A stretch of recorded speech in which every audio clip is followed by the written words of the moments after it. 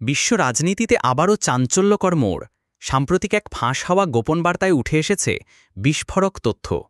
প্রাক্তন মার্কিন president Donald Trump নাকি একসময় হুমকি দিয়েছিলেন রাশিয়ার প্রেসিডেন্ট ভ্লাদিমির পুতিন এবং চীনা প্রেসিডেন্ট শি জিনপিংকে সরাসরি বোমা হামলার।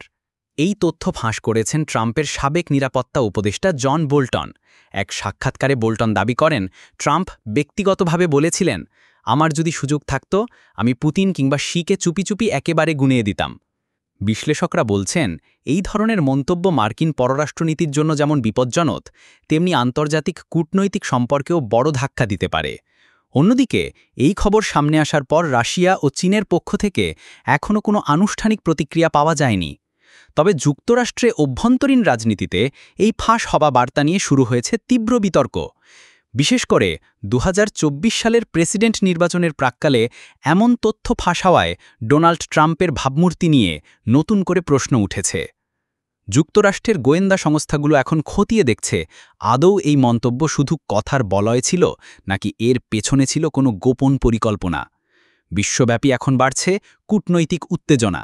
ট্রাম্পের এমন মন্তব্য কি শুধুই রাজনৈতিক নাটক, নাকি এর পেছনে রয়েছে আরও গভীর কিছু? সময়ই হয়তো বলবে। তবে এতটুকু নিশ্চিত, এই ফাঁস হওয়া বার্তা নতুন করে আগুন জ্বালিয়ে দিল বিশ্ব কূটনীতির মঞ্চে।